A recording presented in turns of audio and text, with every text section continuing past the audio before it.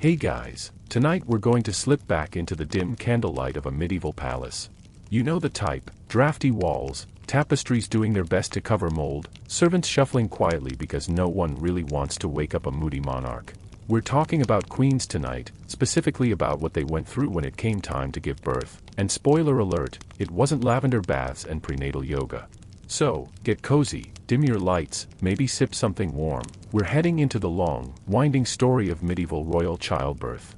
A tale filled with ritual, superstition, inbreeding consequences, and an audience in your bedroom that was probably the last thing you wanted while in labor. Because if you think modern celebrity moms are over-scrutinized, wait until you hear how queens were basically public property when it came to producing heirs. Let's drift into it. Childbirth, for a medieval queen, was not really about the baby or the mother's health. It was about politics. And that's a good place to start, because when you were married to a king, your main job wasn't to be his soulmate. It was to pump out heirs, preferably male heirs. And if you could manage a few spare daughters for diplomacy, all the better, which meant that the moment a queen got pregnant, the court's collective anxiety went through the roof. The kingdom wasn't just waiting for a baby, they were waiting for the future of the dynasty. And in a world where mortality rates were about as forgiving as a medieval dentist, that was a tense business. Let's set the scene. Imagine you're, say, Eleanor of Provence, married to Henry III of England. You're pregnant, your belly is growing, and the household begins preparing. By preparing, I don't mean decorating a tasteful nursery with little crowns on the wallpaper. Instead, a chamber of the palace would be converted into what they literally called a lying-in chamber. This chamber was basically childbirth prison. Around the 7th month of pregnancy, the queen would be ceremoniously shut inside. The windows were covered. The doors were sealed. No fresh air, no sunlight, and definitely no men allowed, except priests if things looked dicey. Why? Because it was believed that childbirth required a cocoon-like environment, cut off from evil spirits. And, apparently, fresh air counted as evil. The room was draped in dark fabrics, usually deep red or black. These were not relaxing spa colors. They were meant to symbolize blood, life, and fertility. Sometimes, even the ceiling was covered. If you're imagining something cozy, don't. It was hot, stuffy, and smoky with incense. But that was the idea: keep the holy atmosphere thick enough to choke out any lurking demons. Now, while the queen sat marinating in her sacred sauna, preparations also included the medical side. And by medical, I mean a mix of herbal remedies, astrology, and a generous sprinkling of outright nonsense. Midwives were essential. They were carefully selected, sworn in with oaths not to swap the baby or commit treason, because yes, the stakes were that high. Imagine being a midwife and having to swear allegiance to the royal infant before it even existed.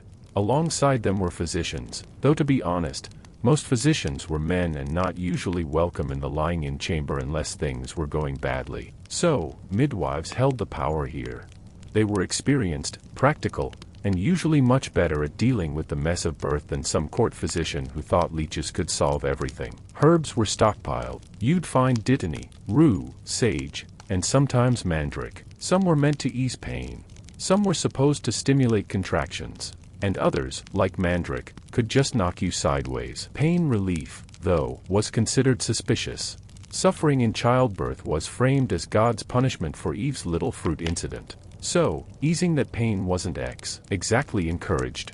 Which is a very polite way of saying queens were expected to suffer through it for the sake of morality. But childbirth wasn't just about medicine and religion, it was also a weirdly public event. When the big moment came, queens did not get privacy. In fact, in places like France, nobles and courtiers literally crowded into the lying-in chamber to witness the birth. Not because they were invested in the queen's well-being, but because they wanted to make sure the child was legitimate. Heaven forbid a substitute baby be smuggled in. Because apparently, midwives were assumed to be baby-swapping masterminds just waiting for their chance. This paranoia was so strong that when Marie Antoinette gave birth centuries later, she had to endure dozens of courtiers flooding her room while she was in labor. Someone even opened the windows because people were fainting in the crush, and she wasn't allowed privacy because, of course, the dynasty needed witnesses. That tradition started much earlier, and medieval queens were the prototype. Let's float over to the question of how queens themselves prepared. Because yes, they weren't just passive objects in this ritual. They did what they could, though their options were limited. Spiritual preparation was huge. Queens confessed their sins, fasted, prayed, and arranged for masses to be said for their safe delivery. They might carry amulets, little charms engraved with prayers or holy names. Some wore relics, like pieces of saints' bones, tucked into little pouches, because if anyone could lend a hand in labor, it was probably Saint Margaret, patron saint of childbirth. She was a popular choice. Then there were the astrology charts. Court astrologers might be consulted to predict the outcome of the birth, the sex of the baby, or the luck of the mother. If the stars said it was going to be bad, well, there wasn't much anyone could do, but at least they'd been warned. Queens also had rituals to protect against witches. Because of course witches were a threat. People genuinely feared that envious sorceresses might curse the queen's womb, or harm the infant during delivery. Protective charms and blessed candles were standard. Even the act of sealing the lying-in chamber was partly about warding off magical intruders. Now, what about the queen's actual experience? Imagine the pressure. You're in labor. It's agonizing. But instead of being surrounded by a supportive family, you've got a room full of courtiers, clergy, and servants. Everyone is staring at you because your womb is literally state business. And your success or failure could trigger succession crises, wars, or your husband replacing you with a younger model.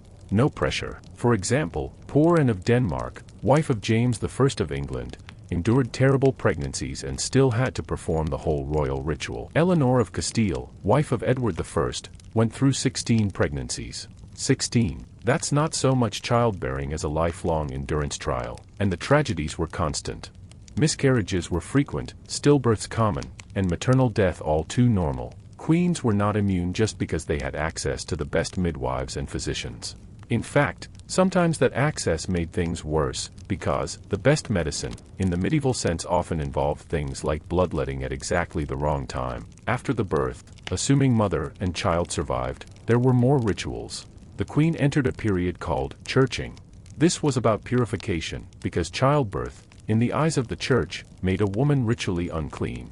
So after about 40 days, the queen would go through a ceremonial cleansing, thanking God for survival and restoring her to religious life. It was a mix of gratitude and mild misogyny. The baby, meanwhile, was whisked off to be baptized as soon as possible. Infant mortality was so high that delaying baptism was risky. Sometimes baptisms happened within hours. And the ceremonies were lavish. Gifts, processions, fountains flowing with wine if the treasury could handle it. It was less about the baby's spiritual future and more about showing off dynastic pride. Let's pause for a moment on the ironies. Cloaked in divine symbolism, sealed into candlelit chambers, surrounded by holy relics and chanting priests, yet the outcome was still often heartbreakingly grim. For all the rituals, all the incense smoke, and all the astrology charts, queens suffered the same risks as ordinary women, sometimes worse. And your success or failure could trigger succession crises, wars, or your husband replacing you with a younger model. No pressure. For example, poor Anne of Denmark, wife of James I of England, endured terrible pregnancies and still had to perform the whole royal ritual. Eleanor of Castile, wife of Edward I, went through 16 pregnancies. 16. That's not so much childbearing as a lifelong endurance trial. And the tragedies were constant. Miscarriages were frequent, stillbirths common, and maternal death all too normal.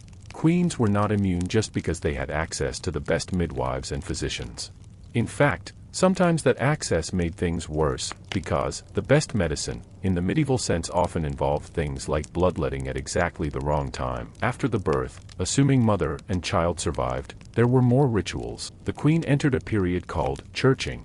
This was about purification, because childbirth, in the eyes of the church, made a woman ritually unclean. So after about 40 days, the queen would go through a ceremonial cleansing, thanking God for survival and restoring her to religious life. It was a mix of gratitude and mild misogyny. The baby, meanwhile, was whisked off to be baptized as soon as possible. Infant mortality was so high that delaying baptism was risky. Sometimes baptisms happened within hours, and the ceremonies were lavish. Gifts, processions, fountains flowing with wine if the treasury could handle it. It was less about the baby's spiritual future and more about showing off dynastic pride. Let's pause for a moment on the irony. Queens, cloaked in divine symbolism, sealed into candlelit chambers, surrounded by holy relics and chanting priests, yet the outcome was still often heartbreakingly grim. For all the rituals, all the incense smoke, and all the astrology charts, queens suffered the same risks as ordinary women, sometimes worse. Ordinary women, they had to endure it all while watched, judged, and treated like baby-making machines for the realm. Some coped with resilience. Others broke under the strain. Catherine of Aragon, Henry VIII's first wife, had 6 pregnancies, most ending in tragedy, and lived her entire adult life under the weight of expectation and failure. It haunted her, and ultimately, it cost her everything. So, how did queens prepare for childbirth in medieval times? They prayed. They fasted. They sealed themselves in suffocating rooms draped in red. They clutched relics, swallowed dubious herbs, and endured the stares of 100 people while in labor. And when it was over, they were purified and sent back to the business of being a royal wife. Until the next pregnancy began. It wasn't glamorous, it wasn't private, and it definitely wasn't safe, but it was the centerpiece of queenship. Because as far as medieval politics were concerned, a queen's body was not her own, it belonged to the dynasty. And that's where we'll pause, before we drift toward some very specific queens whose childbirth stories became infamous in their time. Spoiler, they're not happy tales. So, we left off with the general rituals. The incense, the sealed rooms, the relics clutched in sweaty palms. Now it's time to float over into some very specific stories. Because while every queen went through the same basic preparation, not every pregnancy turned into the dynasty-saving miracle that everyone prayed for. More often than not, it was messy, literally and politically. Let's ease into this with Isabella of France, wife of Edward II of England. Isabella gets remembered mostly for her colorful nickname, the She-Wolf of France. Which sounds glamorous, until you realize it basically meant people thought she was scary and pushy. But before she started plotting Edward's downfall, she had to go through the royal baby mill. Her first son, the future Edward III, was born in 1312. And the court was on edge because Edward II wasn't exactly the most inspiring king. The men spent more time obsessing over his favorites, male favorites, than he did over governance. So everyone was watching Isabella's womb like it was the stock market. Luckily for her, she delivered a healthy boy. But the gossip around whether Edward even cared about his queen's suffering is one of those little reminders that medieval queens didn't always get sympathy, even from their husbands. For Isabella, childbirth wasn't just survival, it was her insurance policy in a marriage that was already unraveling. Now, if Isabella got through her ordeal successfully, Catherine of Aragon is basically the medieval childbirth tragedy poster child. Married to Henry VIII, she was young, devout, and determined. And she also happened to endure one of the most brutal streaks of pregnancies in royal history. Her first child was stillborn. Her second, a boy, survived just 52 days. Imagine the crushing disappointment. Not just personal, but political. She kept trying. 6 pregnancies in total. Only one child, Mary, lived.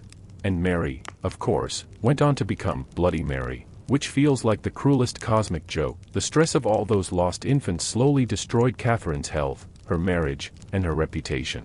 Henry grew restless. We all know what happened next: divorce, break with Rome, and Anne Boleyn twirling into the picture. But it started with Catherine, lying in those dark red-draped chambers, praying, fasting, begging God to let one of her sons survive. If you ever want to see how much weight was dumped onto royal wombs, Catherine is Exhibit A. Sliding northward, let's talk about Margaret of Denmark, who married James III of Scotland. Poor Margaret had to deal with not only the misery of pregnancy but also a Scottish court that was about as warm as the North Sea in December. Childbirth for her wasn't some gilded ceremony, it was an obligation in a very hostile environment. Her first son, James IV, would go on to become a rather competent king. But Margaret herself? She was miserable. Contemporary accounts describe her as lonely and neglected, a political pawn tucked away in cold stone castles while enduring childbirth after childbirth. She died young, at just 30, after years of this. And of course, her husband was already entertaining mistresses by then. Because queens could die, but dynasties had to go on.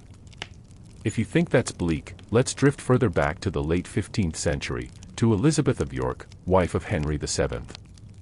Yes, the very Elizabeth who helped unite the warring houses of Lancaster and York after the Wars of the Roses. Her body was basically the peace treaty. She endured multiple pregnancies in quick succession, 7 children in all. But it was the last one that broke her. In 1503, she gave birth to a daughter, Catherine, and the child died within days. Elizabeth followed soon after, dead at 37. Her husband, Henry VII, was genuinely devastated. And that's almost unusual in itself. Most kings remarried as soon as possible. But Henry never did. He wore black for the rest of his life. It's one of those rare cases where a royal marriage seemed to carry real affection. But it didn't stop Elizabeth's story from ending the same way as countless queens before her, in a cold chamber, in pain, under the crushing expectation that her duty was to survive childbirth one more time. Let's float gently sideways now, over to France. Because the French court was absolutely obsessed with producing heirs. The rituals there were the most public, the most theatrical, and often the most humiliating. Take of Brittany, who married not one but two French kings in succession. First Charles VIII, then Louis XII. She was basically passed along like a dynastic trophy. And she endured an exhausting 14 pregnancies. Only 2 daughters survived. 14 pregnancies. Imagine spending nearly your entire adult life either pregnant or recovering from being pregnant, all while trapped in those suffocating lying-in chambers. Anne's health collapsed under the weight of it. But the dynasty didn't care. She was valuable only as long as her womb kept producing. And then we arrive at one of the most notorious royal pregnancies in history, Mary Tudor, Catherine of Aragon's surviving daughter. Mary married Philip of Spain in 1554, and the pressure was enormous. England was desperate for a Catholic heir. Mary was already in her late 30s. So, when she announced her pregnancy, the court erupted in joy. The chamber was prepared. The queen secluded herself. Everyone waited, and waited, and waited some more. Months passed. No baby appeared. What Mary suffered was most likely a phantom pregnancy. Her belly swelled, her symptoms matched, but there was no child. When the truth became obvious, the embarrassment was staggering. A queen's womb wasn't just her private sorrow, it was a matter of international politics. Mary's empty chamber symbolized the failure of Catholic hopes in England. She endured the ritual again in 1557, convinced she was pregnant once more. Again, it was false. And this time, instead of a child, she was rewarded with the slow approach of death. It's one of the saddest intersections of faith, politics, and biology. Mary was mocked for it. But really, it's just a reminder of how brutal the pressure on queens could be. Even their bodies betrayed them. Of course, it wasn't always about tragic queen. Sometimes the disasters hit the infants. Charles II of Spain, the infamous Bewitched, was the result of generations of Habsburg inbreeding. His poor mother, Mariana of Austria, gave birth after a lifetime of dynastic genetic roulette. Charles was sickly, deformed, and mentally impaired. His birth was seen as both a miracle and a curse. He lived, but barely. And he became the living proof of what happens when dynasties treat marriages like complicated algebra equations. For Mariana, the experience of childbirth was only the beginning of a lifetime of managing a doomed heir. Even queens who survived childbirth often lived in fear of it. Consider Anne of Denmark again. She nearly died giving birth to her son Henry in 1594. The court panicked. Priests rushed in. Holy oil was applied. And survived, but she never forgot it. Each subsequent pregnancy was haunted by that memory. Imagine lying in those stuffy, candlelit chambers, staring up at the red-draped ceiling, remembering the time you almost didn't make it out alive. Queens didn't just prepare physically, they prepared mentally, bracing themselves for another brush with death. Let's pause on the atmosphere for a second. It's easy to focus on the politics, but just imagine the sensory details. A hot, windowless chamber, reeking of incense and sweat. A queen moaning through labor while courtiers whisper about succession in the background. Priests chanting. Relics pressed into trembling hands. The sound of midwives barking orders. And at the end of it, maybe a baby's cry, maybe silence. That was the reality. Not the romance of royal births painted in manuscripts, but messy, painful, suffocating ordeals that queens endured again and again. The final note in this section has to be Jane Seymour, Henry VIII's third wife. She achieved the holy grail of queenship. She gave Henry a son, the future Edward VI, and then she promptly died of complications. 3 days after the birth, she developed puerperal fever. She lingered for 2 weeks before succumbing. Henry mourned her deeply, or at least as deeply as Henry could mourn anyone. He never remarried for love again. Jane's successful childbirth killed her, but it cemented her place as Henry's true wife in his own strange mythology. So when we ask, how did queens prepare for childbirth? The real answer might be, with resignation. They knew the odds. They knew the risks. They knew the whole kingdom was perched on the edge of their womb. Some prepared with prayers, some with relics, some with sheer stubborn willpower, but in the end, preparation could only carry them so far. And history is full of the sad proof. So far, we floated through the chambers, the incense, the endless praying, and the very public spectacle of royal births. Now, let's wander into the stranger corners, the world of potions, charms, and what medieval people called medicine. Spoiler: a lot of it sounds like something you'd find scribbled on a sticky note inside a witch's pantry. Because while queens had access to the best minds of their age, the best minds of their age thought fevers could be cured by balancing your hot and wet humors with something cold and dry. In other words, a nice bloodletting during labor. Great idea. Let's start with the amulets. Queens loved them. In fact, everyone did. There was no such thing as too much divine backup when you were screaming in a smoky room. The most popular was a charm dedicated to Saint Margaret of Antioch, patron saint of childbirth. Her story involved being swallowed by a dragon and then bursting out of it unharmed. The logic was simple: if Margaret could squeeze her way out of a dragon, surely she could help a baby squeeze out of a queen. Amulets with Margaret's prayers were sewn into little pouches and tied around the queen's neck or wrist. Some were even strapped to her belly. And if that didn't work, priests would literally bring Margaret's relics into the chamber and wave them around, hoping her dragon-busting powers would rub off. But saints weren't the only line of defense. The herbal side of things was just as colorful. For pain, they might offer opium poppy or a drink laced with mandrake root. Which sounds promising until you realize the dose was basically a gamble. Too little, and it did nothing. Too much, and you might not wake up. Mandrake also had the unsettling reputation of screaming when pulled from the ground. Not exactly the calming vibe you want while in labor. There was also rue, thought to ease childbirth, and dittany of Crete, supposedly good for expelling the placenta.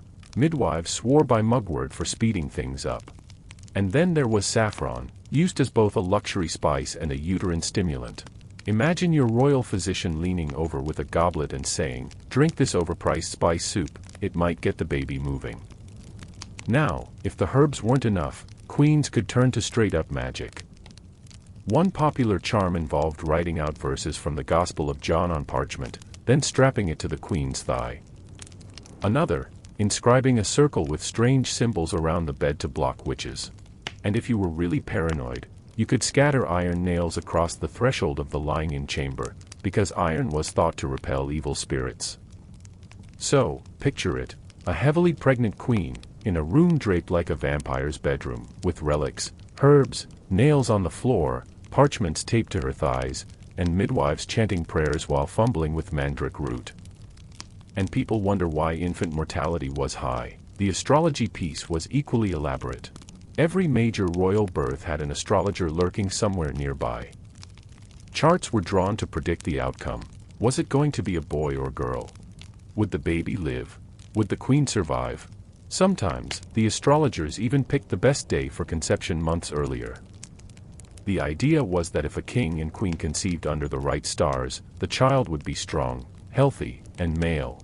Of course, kings didn't always feel like waiting for Mercury to align with Venus. But when it came to births, the astrologer's word carried weight. If the stars looked unfavorable, it just added to the tension in the chamber. And then there was diet. Queens were fed according to medical theory, which believed food shaped humors, and humors shaped health.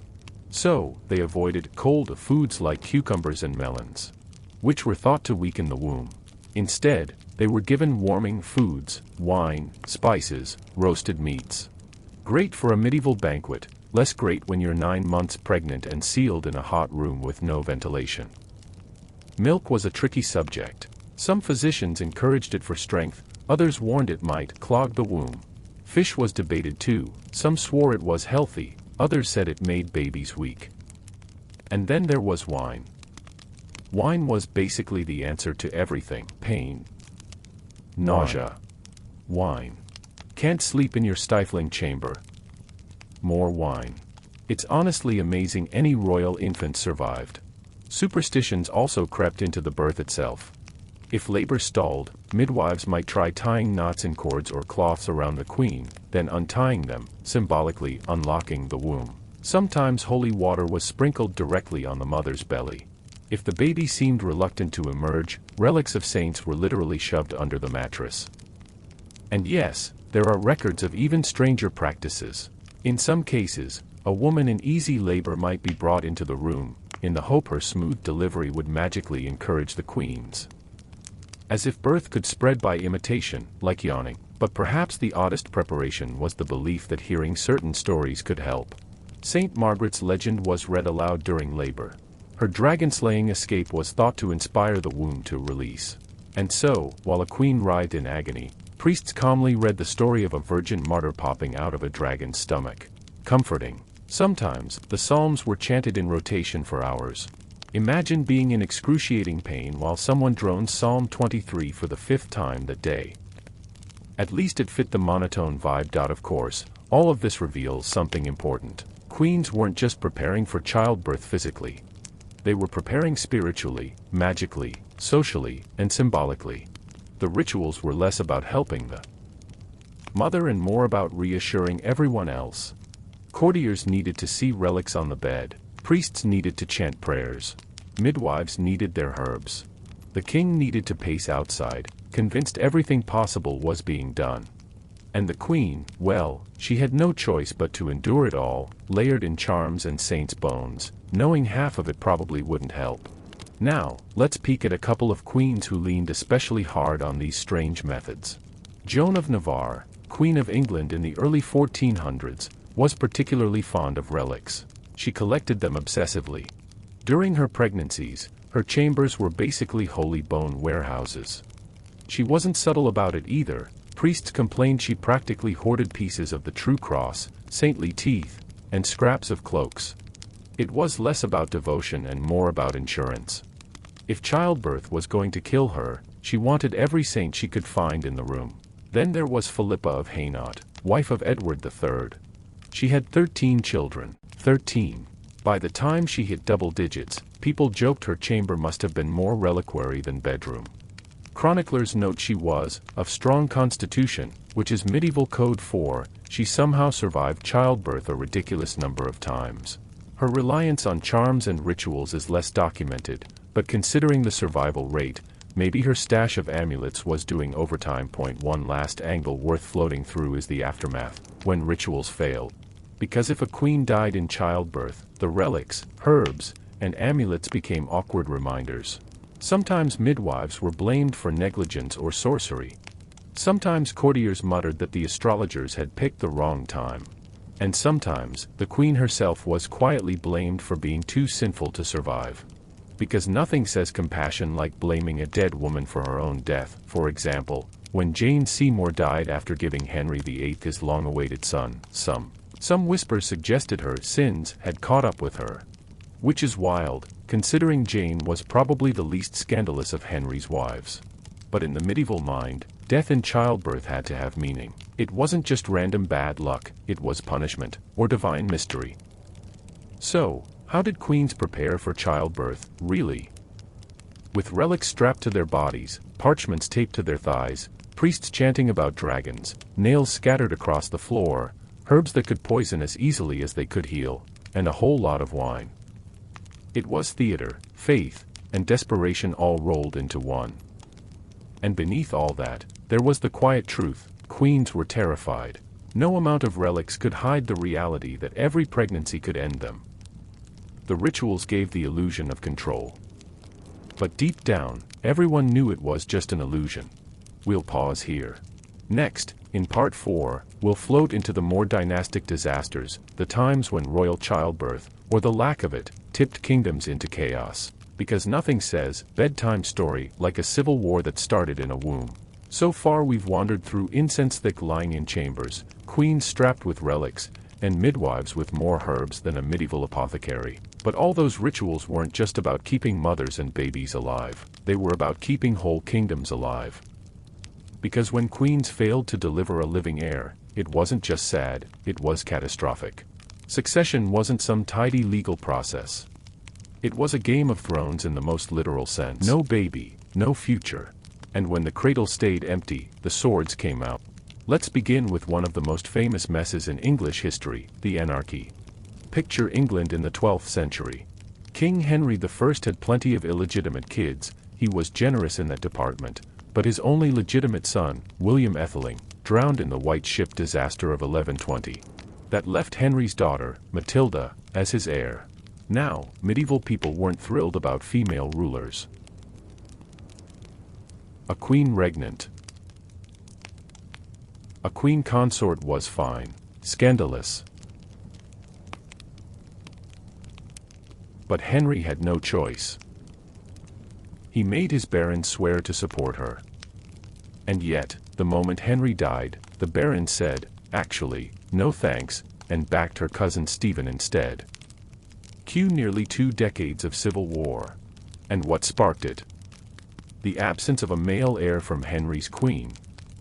One failed childbirth, one drowned son, and suddenly England was a battleground.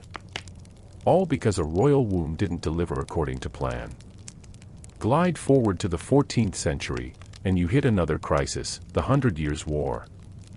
Yes, that ridiculously long war between England and France partly came down to childbirth. Or rather, the lack of male ones. When Charles IV of France died in 1328 without a son, the French throne had no direct male heir. Enter Edward III of England, who happened to be the son of Charles's sister, Isabella. Edward thought this gave him a decent claim. The French disagreed, citing something called Salic law, which conveniently barred inheritance through the female line. So they picked Philip VI instead. The result? A century of war, with kings and queens throwing generations of soldiers into the meat grinder, all because someone's daughter didn't count as good enough. That's dynastic anxiety for you. Now, drift with me to Spain. The War of the Spanish Succession in the early 1700s is another textbook case. The Spanish Habsburgs had been intermarrying like it was a family hobby, and by the time Charles II of Spain rolled around, he was basically the human version of a genetic dead end. Charles was sickly, sterile, and famously described as looking like the end of a dynasty. No heirs, no future. When he died childless in 1700, the European powers immediately started squabbling over who should inherit Spain. France pushed one candidate, Austria another, and soon half of Europe was at war. Again, one queen's inability to produce a viable heir, compounded over generations, blew up the continent. Even when queens did deliver, survival was another matter. Queen of Scots managed to produce one son, James VI, before her throne fell apart. Her cousin Elizabeth I, on the other hand, never married, never gave birth, and carefully avoided the whole ordeal. For decades, England hovered in suspense. Who would inherit? Would some Catholic cousin seize the throne? Would civil war break out? Elizabeth turned her empty cradle into a political strategy, stringing along suitors, dangling the idea of heirs, but never actually delivering. For all her brilliance, her childlessness nearly unraveled England after her death in 1603. Luckily for the Tudors' reputation, James VI of Scotland stepped in smoothly. But it was a gamble that could easily have turned into chaos. Back in France, Catherine de' Medici is a fascinating case. Married to Henry II, she spent her early years branded as Baron. The court mocked her, priests whispered about curses, and Henry was encouraged to set her aside. Her story echoes the medieval queens before her. No matter how advanced medicine supposedly became, the weight of dynastic expectation never eased. Producing heirs was still the job, even if it killed you. And often, it did. What's striking about all these crises is how fragile dynasties were. Entire wars, successions, treaties, and empires hinged on whether a queen survived labor, whether her baby was male, and whether the child lived past infancy. All the incense, relics, herbs, and prayers could not change the reality that childbirth was a roulette wheel. And yet, kings and courts behaved as if queens could simply will healthy sons into existence. If they failed, it wasn't fate, it was their fault. Blame the mother, replace the mother, start a war. The cycle repeated across centuries. Take the Wars of the Roses as another example. It wasn't just about rival houses fighting for power, it was about weak or absent heirs. Henry VI's bouts of madness left his queen, Margaret of Anjou, desperately trying to protect her son's claim. Edward IV's sudden death left a child king, Edward V, who disappeared mysteriously. Richard III tried to hold the throne, but his own lack of heirs undermined him. The result was decades of dynastic chaos, all circling back to the same issue: too few stable heirs, too many fragile queens. And here's the great irony: while queens were locked away in suffocating chambers, smothered with relics and incense, courtiers and kings were out plotting wars, marriages, and betrayals. Queens bore the pain, but everyone else bore the consequences. A single failed pregnancy could set a continent on fire. Imagine being one of those queens. Pregnant, exhausted, sweating in your red-draped prison, and knowing that if you didn't produce a living boy, your husband might divorce you, your dynasty might crumble, or an entire war might erupt. No amount of holy water or saffron wine could take that weight off your shoulders. So when we talk about queens preparing for childbirth, it's not just about the herbs or prayers. It's about preparing to carry the future of the realm, literally in their bodies. Success meant survival, failure meant chaos. And sometimes, even success still ended in chaos. We'll pause the lull here. Next time, in Part 5, we'll float into the deeply personal, what queens themselves wrote, felt, and confessed about childbirth. The letters, the diaries, the little glimpses of real human exhaustion behind all the ritual. Because beneath the relics and dynasties, these were just women trying to survive the most dangerous job in the world. We floated through the chambers, the relics, the dynastic crises. But so far, it's mostly been other people talking about queens. Courtiers, chroniclers, priests, all obsessed with what royal wombs meant for politics. Tonight, let's hush the noisy court and lean closer to the queen's because once in a while, we get a glimpse of how they themselves thought about childbirth. Letters, prayers, little fragments of writing that slipped through the cracks of history.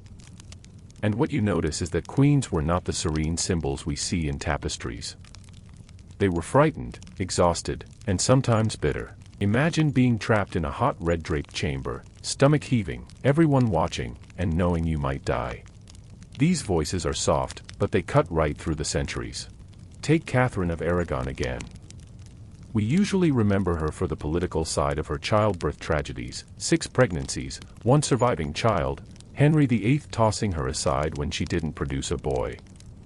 But we also have her letters, and in them, you can feel the grief of a woman who kept losing babies while the whole world judged her. In one, she writes about a son who lived only weeks. The loss is heavy, but God's will must be obeyed. That sounds calm on the surface. But beneath it, you sense the exhaustion of someone clinging to faith as the only explanation. Catherine kept preparing for each pregnancy with masses and relics, hoping the next would succeed. It never did. And her words are a quiet record of that endless cycle of hope and loss. Or consider Elizabeth of York, wife of Henry VII. We don't have direct letters from her about childbirth, but we do have the emotional record of her last days. Chroniclers wrote that she confessed often, prayed constantly, and asked her attendants to keep candles burning day and night. Not for ambience, but because darkness frightened her. She was 37, facing another dangerous birth, and she knew the odds.